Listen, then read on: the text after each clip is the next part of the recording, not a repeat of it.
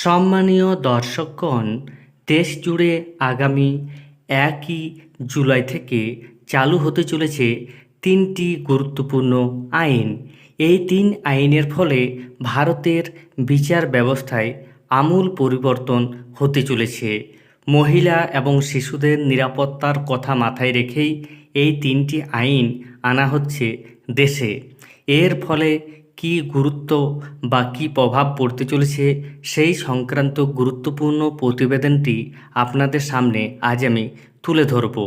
এর আগে আপনাদের প্রতি অনুরোধ, চ্যানেলে নতুন হয়ে থাকলে ছোট্ট চ্যানেলটি সাবস্ক্রাইব করে নোটিফিকেশন অল করে রাখতে ভুলবেন না, এবং যেসব ব্যক্তি ইতিমধ্যেই সাবস্ক্রাইব করে রেখেছেন তাদের জানাই আন্তরিক ধন্যবাদ।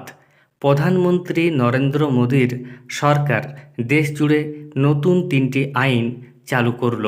এই আইনগুলি কার্যকর হবে আগামী 1 জুলাই থেকে। এই আইন নিয়ে প্রতিবেদনে কি বলা হয়েছে সরাসরি আপনারা দেখুন। বলা হচ্ছে, রাষ্ট্রপতি দ্রৌপদী মুর্মুর অনুমোদন মিলেছিল গত বছর ডিসেম্বরে। অবশেষে দেশ জুড়ে কার্যকর হতে চলেছে 3টি নতুন ফৌজদারি আইন। শনিবার কেন্দ্রীয় স্বরাষ্ট্র মন্ত্রকের তরফে বিবৃতি জারি করে জানানো হয়েছে, আগামী 1 জুলাই থেকে কার্যকর হবে ভারতে দণ্ড সংহিতা সংক্রান্ত 3টি নতুন আইন। ফলে ভারতীয় আইন ব্যবস্থা থেকে পুরোপুরি মুছে যাবে ব্রিটিশ আমলে তৈরি হওয়া নিয়মগুলি। 1860 সালে তৈরি ইন্ডিয়ান পেনাল কোড, ভারতীয় দণ্ডবিধি, প্রতিস্থাপিত হয়েছে ভারতীয় ন্যায় সংহিতা দিয়ে। 1898 সালের ক্রিমিনাল প্রসিডিওর অ্যাক্ট, ফৌজদারি দণ্ডবিধি, প্রতিস্থাপিত হয়েছে ভারতীয় নাগরিক সুরক্ষা সংহিতা দিয়ে, এবং 1872 সালের ইন্ডিয়ান এভিডেন্স অ্যাক্ট এর বদলে আসতে চলেছে ভারতীয় সাক্ষ্য আইন।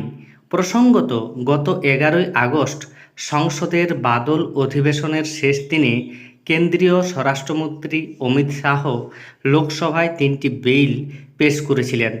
বিল পেশের সময় শাহ দাবি করেছিলেন, ভারতীয় ন্যায় সংহিতা, ভারতীয় নাগরিক সুরক্ষা সংহিতা এবং সাক্ষ্য অধিনিয়ম শীর্ষক এই 3টি বিল আইন থেকে ঔপনিবেশিক ব্রিটিশ জমানার প্রভাব এবং দাসত্বের মানসিকতা দূর করবে। আরও বলা হচ্ছে, কংগ্রেস সহ অন্য বিরোধী দলগুলিও তাড়াহুড়ো করে বিল পাশের বিরোধিতা করেছিল, কিন্তু বিল পাস করাতে বেগ পেতে হয়নি নরেন্দ্র মোদী সরকারকে। সেই বিলে রাষ্ট্রপতি সইও করে দেন। এবার সেই নতুন আইন বলবৎ হতে চলেছে দেশে। জানুয়ারি মাসেই শাহের মন্ত্রক জানিয়েছিল, 1 বছরের মধ্যেই এই 3টি নতুন আইন কার্যকর হবে। এবার তার দিনক্ষণও জানানো হলো। উল্লেখ্য, নতুন 3 আইনে একাধিক গুরুত্বপূর্ণ বিষয় যুক্ত করা হয়েছে।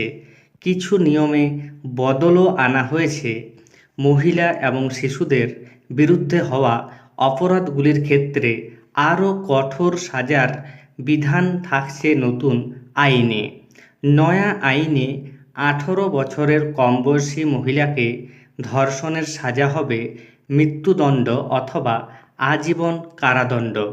গণধর্ষণের ক্ষেত্রে 20 বছর থেকে আজীবন জেলের সাজার কথা বলা হয়েছে। এমনকি মহিলাদের হার বা মোবাইল ছিনতাইয়ের মতো ঘটনার বিচারের জন্য রয়েছে নয়া আইন। যৌন হিংসার মামলার ক্ষেত্রে নির্যাতিত মহিলার বয়ান তারই বাড়িতে একজন মহিলা ম্যাজিস্ট্রেটের সামনে নথিবদ্ধ করার কথাও জানাচ্ছে ভারতীয় ন্যায় সংহিতা। বিয়ে বা চাকরির প্রতিশ্রুতি দিয়ে মহিলাদের সঙ্গে যৌন সম্পর্কের অপরাধের জন্য 10 বছরের সাজার কথাও বলা হয়েছে এতে। এছাড়াও সন্ত্রাসবাদ এবং রাষ্ট্রদ্রোহের মতো অপরাধের ক্ষেত্রেও আরও কঠোর সাজার কথা উল্লেখ থাকছে নতুন আইনে। তাহলে বুঝতে পারছেন, আগামী 1 তারিখ থেকে এই 3টি আইন দেশ জুড়ে কার্যকর হতে চলেছে। ধন্যবাদ।